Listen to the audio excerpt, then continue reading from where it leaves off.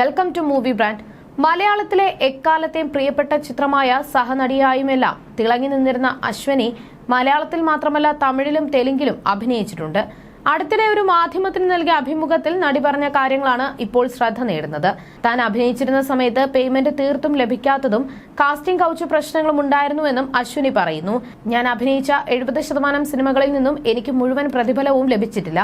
അതുപോലെ എനിക്കുണ്ടായ മോശം അനുഭവത്തെ കാസ്റ്റിംഗ് കൗച്ച് എന്നല്ല, ഒരു സാഹചര്യത്തിൽ ഞാൻ അകപ്പെട്ടു പോയി എന്ന് പറയുന്നതാവും ശരി. അയാളുടെ പേര് ഞാൻ വെളിപ്പെടുത്തുന്നില്ല. മാപ്പ് നൽകി മറന്നേക്കാം. അയാൾ വലിയൊരു സംവിധായകനാണ്. സിനിമയുടെ ഡിസ്കഷന് വേണ്ടി ഓഫീസിലേക്ക് വരാൻ ആ സംവിധായകൻ എന്നോട് ആവശ്യപ്പെട്ടു. പൊതുവേ ഞാൻ എവിടെ പോയാലും അമ്മ എനിക്കൊപ്പം ഉണ്ടാകും. അമ്മയാണ് എന്റെ ബലം. 100 പുരുഷന്മാർക്ക് സമമാണ് അമ്മ എനിക്കൊപ്പമുണ്ടെങ്കിൽ. അയൺ ലേഡി എന്നും വിശേഷിപ്പിക്കാം. അന്ന് സുഖമില്ലാത്തതിനാൽ അമ്മ എനിക്കൊപ്പം വന്നില്ല. കോസ്റ്റ്യൂം ഡിസ്കഷന് വേണ്ടിയോ മറ്റോ ആണ് സംവിധായകൻ എന്നെ ഓഫീസിലേക്ക് വിളിപ്പിച്ചത്. എന്താണെന്ന് കൃത്യമായി ഓർക്കുന്നില്ല. ആ സിനിമയിൽ എന്റെ ഹെയർ ഡ്രസ്സറായിരുന്ന സ്ത്രീക്കൊപ്പമാണ് ഞാൻ പോയത്. ഓഫീസും അപ്പാർട്ട്മെന്റും ചേർന്ന കെട്ടിടമായിരുന്നു അയാളുടേത്. അപ്പാർട്ട്മെന്റിലേക്ക് ചെല്ലാനാണ് ആവശ്യപ്പെട്ടത്. ഹെയർ ഡ്രസ്സറായിരുന്ന സ്ത്രീയെ വിളിച്ചപ്പോൾ അവർ ഒപ്പം വരാൻ തയ്യാറായില്ല. ഞാനെന്ന ടീനേജ് ആണ്. അങ്ങനെ ആ സംവിധായകന്റെ മുറിയുടെ അരികിലെത്തി. അവിടെ പക്ഷെ ആരും ഉണ്ടായിരുന്നില്ല. പിന്നെയാണ് ബെഡ്റൂം ഏരിയയിലേക്ക് വരാൻ പറഞ്ഞുള്ള ശബ്ദം കേട്ടത്. ആ സംവിധായകനൊപ്പം നേരത്തെ ഒരു സിനിമ ഞാൻ ചെയ്തിട്ടുണ്ട്. മലയാളം സിനിമയായിരുന്നു. പരിചയമുള്ള വ്യക്തിയാണല്ലോ എന്ന് കരുതിയാണ് മറ്റൊന്നും ചിന്തിക്കാതെ മുറിക്കുള്ളിലേക്ക് പോയത്. എന്നാൽ അയാൾ എന്നോട് വളരെ മോശമായി പെരുമാറി. തെറ്റായ രീതിയിലാണ് പെരുമാറിയത്. തിരിച്ചിറങ്ങി വരുമ്പോൾ കുറച്ചുനേരം എന്താണ് സംഭവിച്ചതെന്ന് മനസ്സിലാക്കാൻ കഴിഞ്ഞിരുന്നില്ല.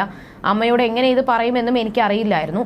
എന്റെ തെറ്റാണോ എന്ന സംശയം പോലും എനിക്ക് തോന്നി. അമ്മ ഇത്രയും കാലം ബോഡി ഗാർഡ് പോലെ നിന്നാണ് എന്നെ സംരക്ഷിച്ചത്. അങ്ങനെ ഒരാളോട് എങ്ങനെ ഈ സംഭവം പറയുമെന്ന് തോന്നൽ എനിക്ക് വന്നു. അവസാനം ഞാൻ അമ്മയോട് പറഞ്ഞു.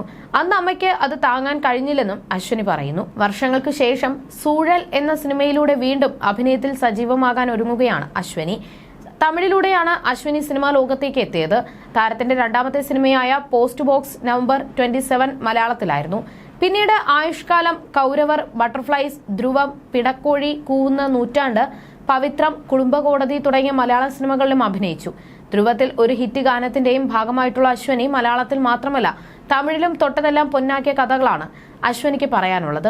അവിടെ നടിയുടെ സ്ക്രീൻ നെയിം രുദ്ര എന്നായിരുന്നു. വിവാഹശേഷം സിംഗപ്പൂരിലായിരുന്നു അശ്വനി ഏറെക്കാലം. ഭർത്താവും മകളുമാണ് താരത്തിനുള്ളത്. കുടുംബത്തിന്റെ പ്രൈവസി മാനിച്ചാണ് ഫാമിലി ഫോട്ടോകൾ നടി എവിടെയും പങ്കുവയ്ക്കാത്തത്. അഭിനേത്രി എന്നതിലുപരി നല്ലൊരു നർത്തകി കൂടിയാണ് അശ്വനി നമ്പ്യാർ. സൂഴൽ 2 ആണ് നടിയുടെ ഏറ്റവും പുതിയ പ്രോജക്ട്. ഈ വെബ് സീരീസിന്റെ പ്രൊമോഷൻ പരിപാടികളിൽ സജീവമായി അശ്വനിയുണ്ട്.